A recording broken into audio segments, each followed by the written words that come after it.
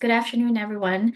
Thank you for joining us. My name is Pratima Stanton, and I'm excited to introduce Pangea Giving, a program of Global Washington.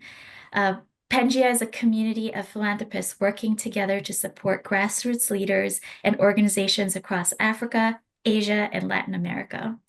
Through collaborative grant making, we help address critical issues like education, health, economic empowerment, and environmental sustainability.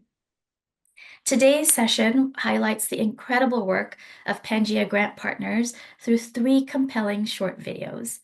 First, we'll watch a 2-minute video about women peacemakers in Cambodia and their efforts to foster peace and empowerment.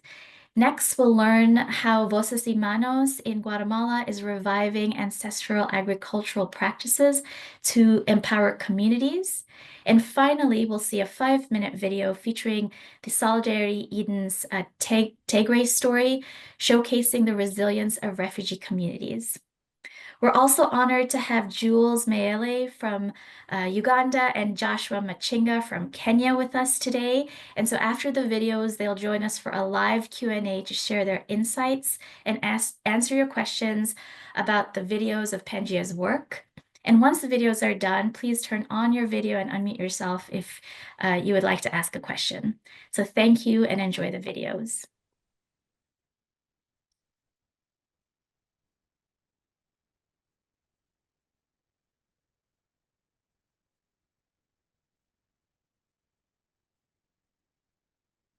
Pangea isn't just a typical donor. It's a partner who's willing to listen and to allow the community needs to guide the way and find solution to its own problem. Since our partnership in 2014, Pangea has made it possible for women peacemakers to continue to engage with more than 1,700 women, men, young people, and community leaders in different villages of the Bông Khun province, Phnom Penh, and Kampong Sao communities. This is done through very creative activities such as need-based capacity building workshops, community dialogue, and other community-led initiatives so as to build a stronger community who come together to tackle gender-based violence and promote nonviolence in the communities. As a result of our continued engagement, at least more than 70% of our direct participants reported some sort of changes in their attitude, behavior, perceptions, and gradually become an active change agent in their communities.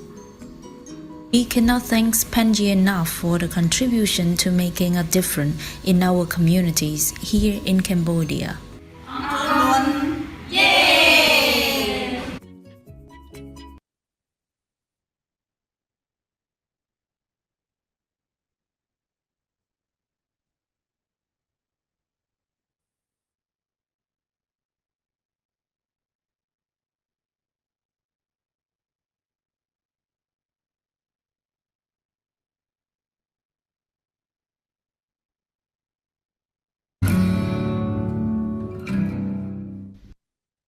Mi nombre es Jennifer Valey Gómez, actualmente soy técnico de campo. Nuestro proyecto atiende a 6 escuelas con un promedio de 272 niñas y niños entre las edades de 8 a 10 años, con los grados de tercero, cuarto y quinto. Tiene como objetivo recuperar las prácticas ancestrales a través de la enseñanza-aprendizaje de los niños dentro de la escuela, de que los niños y las niñas puedan producir sus propios alimentos desde las escuelitas a través de huertos escolares, en plásticos, en tablones, que los niños puedan tener contacto con la madre tierra, poder sembrar y adoptar un árbol para que lo podamos cuidar y también para que podamos compartir con la madre tierra y poderles retribuir.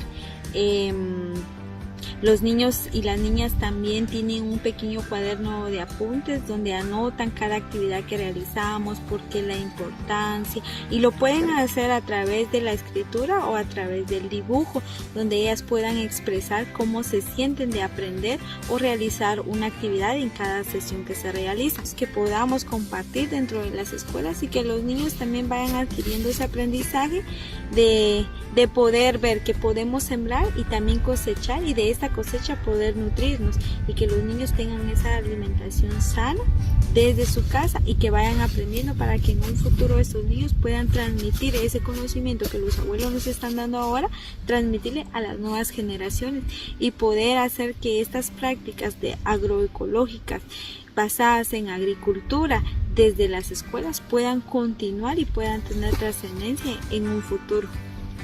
Por ejemplo, hacer bols, hacer atol de elote, cocinar frijoles, hacer ensaladas con los rábanos, hacer salsa, ¿verdad? Entonces toda esta producción de alimentos, que los niños pues tengan esa capacidad también a poder recuperar esas prácticas desde sus abuelos y desde sus abuelas, los aprendizajes que los abuelos tienen y poderlos compartir desde las escuelas.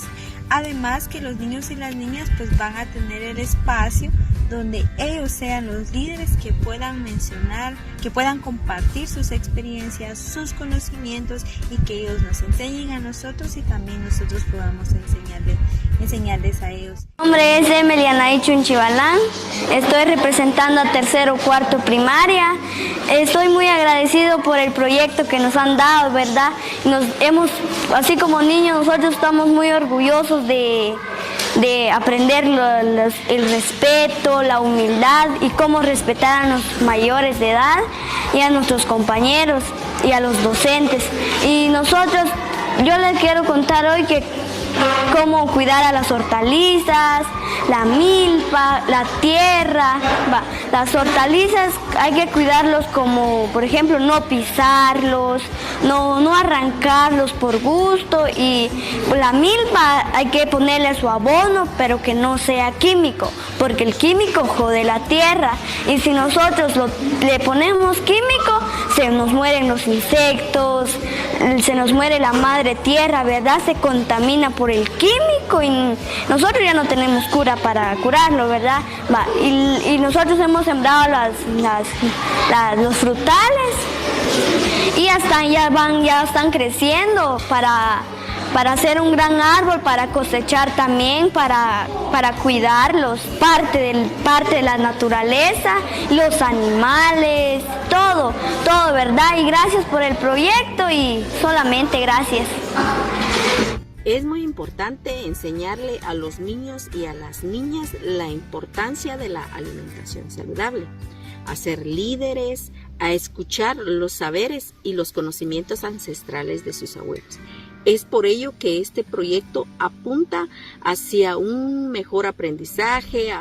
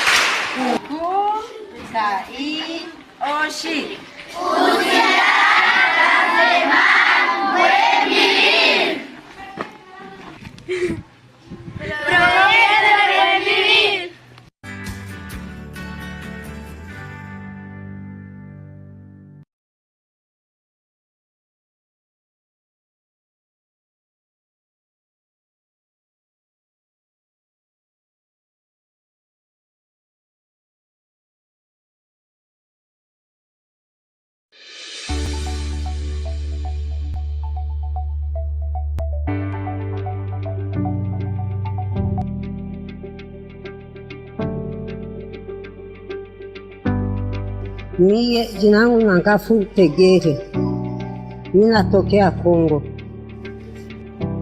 Nilifikaga hapa niko nakimbia vita, waliua bwanangu na watoto yangu. Nikakimbiliana watoto 10 tu, ndio benye biko hapa biko wanahangaika. Sipitaga hata nilienda napita mapori. Na wale watoto kuko wenye walinipoteaga, sana nilifikaga hapa nikabaona. Mwenye alinileteaga habo nabo akabaacha hapa nikakuwa baona nyuma. Hapa nilienda nalimiana Banyankoli. nikaenda kwa mashamba ya Banyankole, nikaenda na balimi yako, ndio watoto yangu bakuli. Kisha vile vikaishi, nikabakia munyumba magonjwa, na kuna mwenye atanisaidia.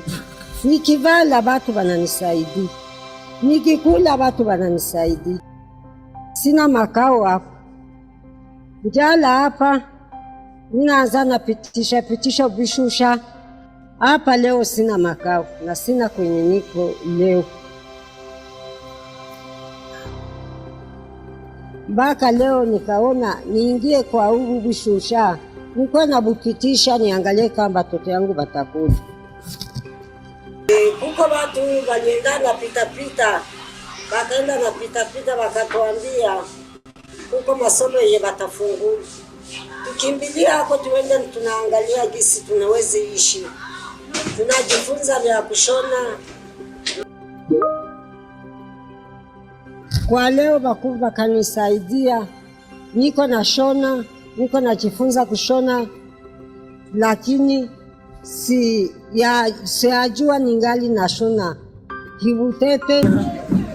Kupata kujua kushona na masomo ya Mungu ababariki na kutuonyesha, kufungula akili ya kujua business.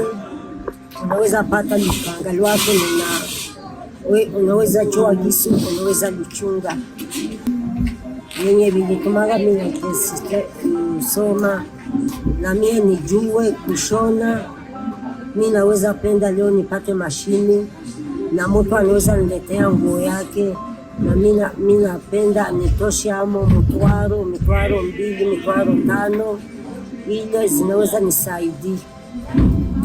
Nilikuwa nawaza kama mimi napata mashini, mimi naweza furahi na mimi nipate kwenye mimi naweza ikala, nikuwe na shona, nikuwe naona mwenye anaweza niletea kanguo, ananipa mitwaro 2, na mimi naweza furahia kuendelea mbele. Na mimi mbele kesho nione na mimi nilishapanda mbele.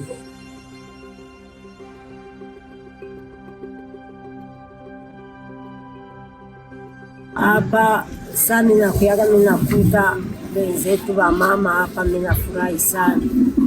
Mbele niingie masomo, ninawasalimia, tunaongea mzuri, hakuna ubaguzi mu masomo, tunaongeaga mzuri sana. Ninawaza hii masomo inaweza nibadilisha maisha yangu yote, juu kwa sababu kama niko na shona na niko napata ba customer, hii maisha inaweza endelea mbele. Siwezi kuwa vile kudisi nilikuwa hii mwaka ndio nitakuwa hii mbele.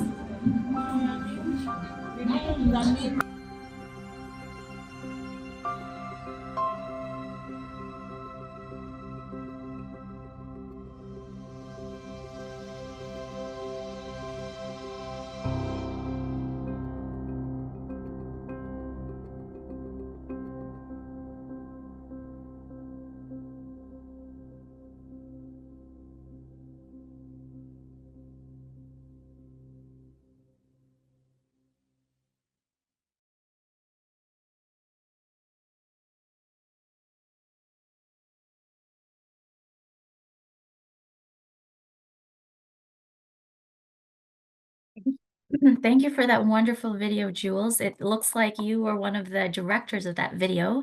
Do you want to start by saying how the production of this video started and how you got involved into Solidarity Eden Foundation? Sure. And thank you so much for the opportunity, Brighton and Global Washington and Pangea. The lady in the video is called Tegeri Nankafu, a newcomer, new refugee from the Democratic Republic of Congo, who just fled to Uganda and has gone through everything, no short than a complex start or challenging start to new life here in Uganda, that happened to learn about our activities and programs in here in Kampala, where we work with refugees from across the Great Lakes region and provide them with psychosocial, vocational training, economic empowerment, and also mental health support and community building programs. We saw her dedication in the program.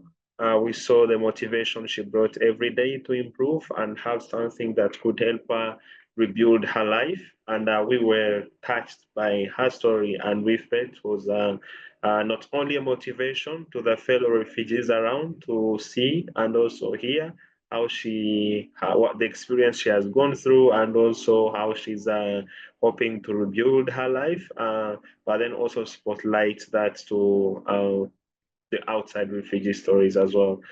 So she's a mother of about nearly 10 children. And as you can see, her livelihood in Uganda is nothing short as well than challenging. And right now, she's writing a new chapter on her own to see how she can have a thriving life, and also with the belief that a sewing machine can offer that after obviously completing this training. I served on the video. Video storytelling has been always something I feel excited about. And I felt working alongside Nick Dreher and also the Uganda refugee stories to collaborate on that and share her journey, for me is nothing short than uplifting, and also something that I'm passionate about. Yeah. Great. Does anybody have questions for Joshua or Jules while they're here about Pangea or the videos that you saw? And we also have Pangea members here. So if you have specific questions about Pangea and their work, they're happy to answer them as well.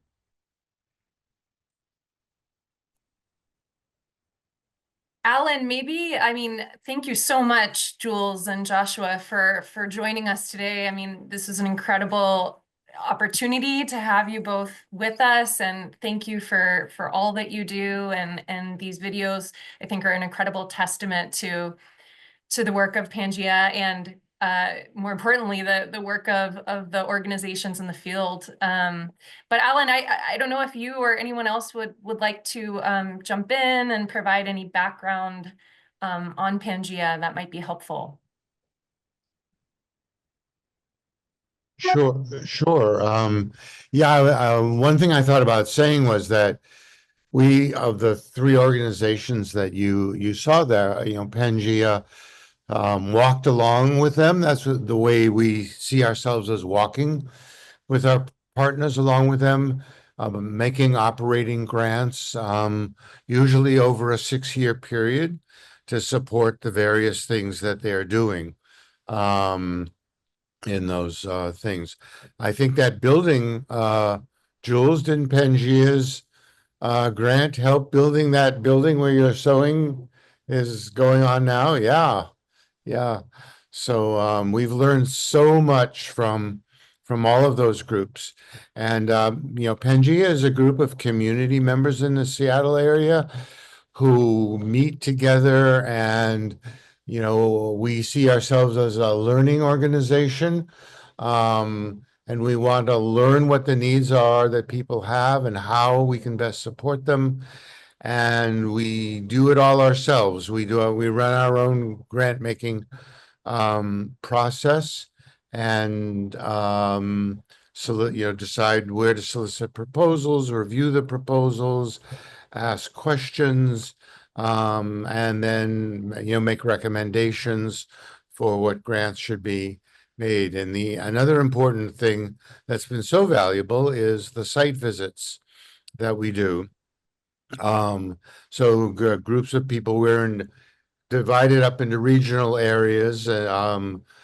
Central Mesoamerica is one, Southeast Asia is another, and Africa, particularly East Africa, is the third. And the people who are in those pods, we call them, decide to go on site visits. So we meet with the organizations.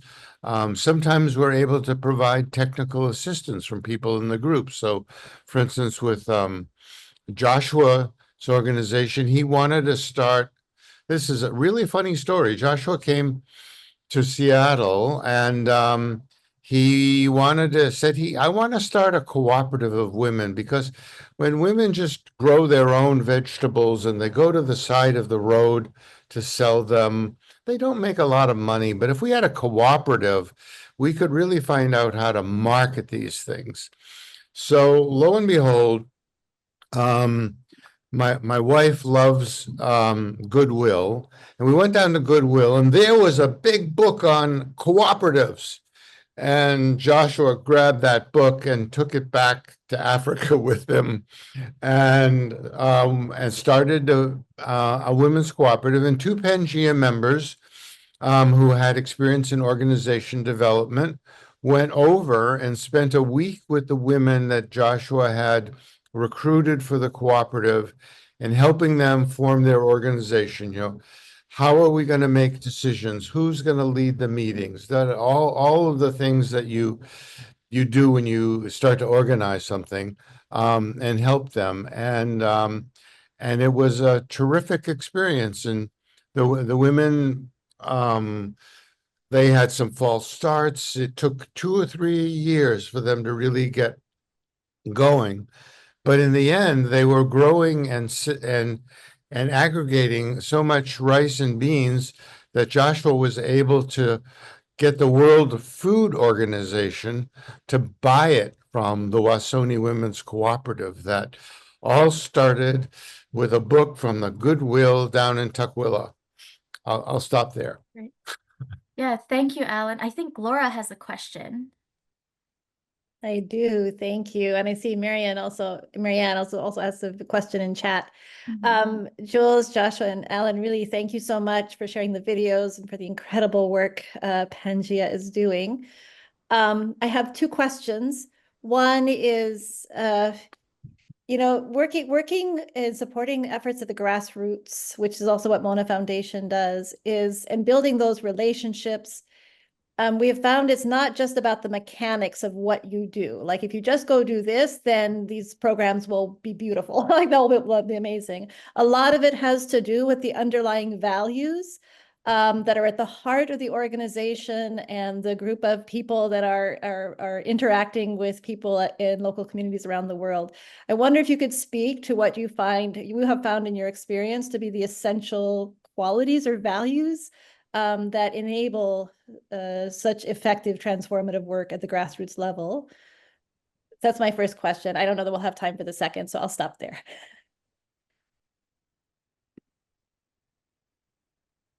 Joshua, you want to? Joshua, you want to take that one?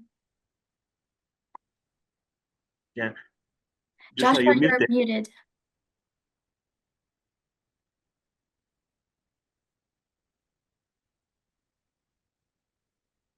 Okay.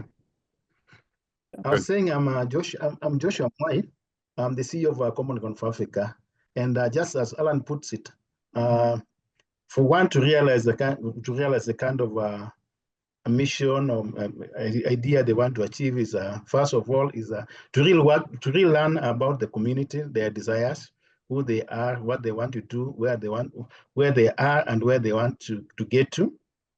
Once you learn that, then it becomes easy for one to really implement a project. What we've done over the years is we've taken time to learn, especially interacting with our donors and learning from their experiences, asking questions. Then we take the same ideas back into our villages. We'll do what we call a baseline survey with the villages or with the farmers, the target group. Try to get to dig deeper and get more information of what they want to do and the challenges they have, the opportunities and the gaps. Once we identify that, then it becomes very easy to begin filling in. And at the end of the day, you actually work with them. You don't work for them, but we work together with them to really achieve some of the goals. And I've been with the Pangea since 2003. I think we were the first grantees, and we've worked all through the 7 years. Then I told Pangea, I think you've given us a lot of funding. I think you better give others.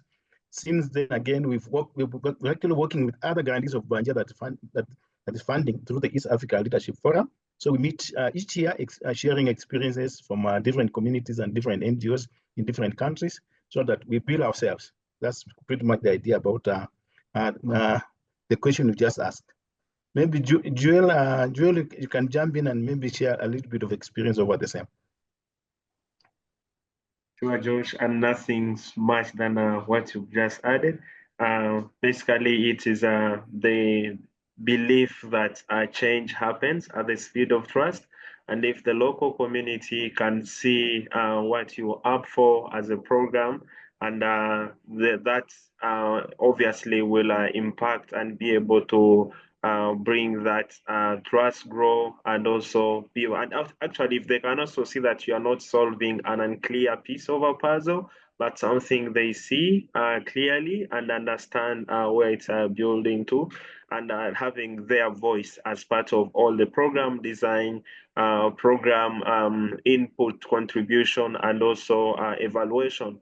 Our program right now, I would say at Solidarity Eden Foundation, is led by refugees with lived experiences, but also women who also understand the issues and also the context of what newcomer refugee women are also facing, and also the aspect of networking. As Josh has said, the East Africa Leadership Forum has played a pivotal role in our growth as a youth-led, youth-founded organization, and also at grassroots level to feel and provide us the I would say support of Joshua has walked the journey for over 2 decades, and he's a big inspiration for us as a Solidarity Eden Foundation.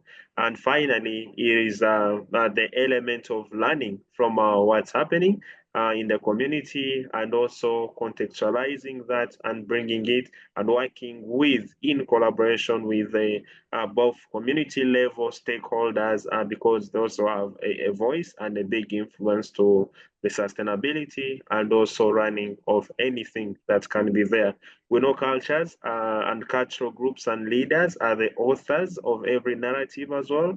So we've got to be honoring the local values, the local cultures, and be able to shape change that honors their identities, and also build a lasting impact that improves our overall community. Yes, Alan. I just add something about the East Africa Leadership Forum. I think we recognize that leadership was like one of the critical elements to success in these community organizations, and it was also very stressful and taxing. And on about 8 years ago, we had the idea that we would fund a grant that would allow all of the leaders of the organizations to come together for a meeting of their own. They would set the agenda, and it would just be the leaders helping each other, solving problems with each other, relaxing a little bit together. When they went to Joshua's, he led them on a hike up on Mount Elgon, which some people said was like one of the most thrilling and taxing experiences of their lives, but wonderful bonding. And they've been able to do such great coaching with each other, and some of the leaders have invited other people in their organizations to come, junior leaders to come to learn. So that kind of interaction has been just priceless. Yeah. Great. Any other questions? One last one. Well, thank you everyone for this wonderful insight and this session. We will please stay on the line for closing remarks from our Executive Director, Elizabeth Stokely.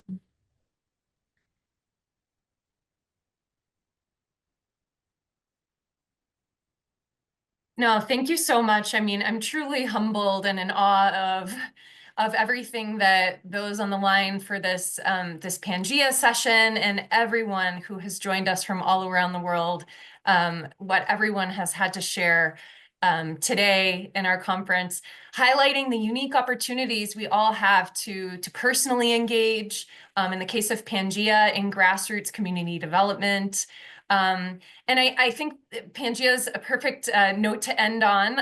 I think it's consistent with the themes that we've heard throughout the day. The importance of building trust, listening to advance truly sustainable impact, long-lasting impact, and moving beyond thinking of communities as beneficiaries, but truly seeing them as equal participants and indeed the true drivers of development efforts in communities, in the places where we are all working.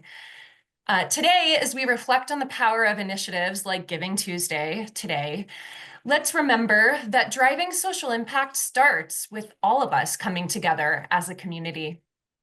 A heartfelt thank you to our sponsors, our incredible planning committee, from whom you've heard from many of them today, our board, our incredible staff. I'd like to name them: Pratima Stanton, Joel Myers, Megan Chow, and of course, Jane Messick, and to GFS Events for helping to make today possible.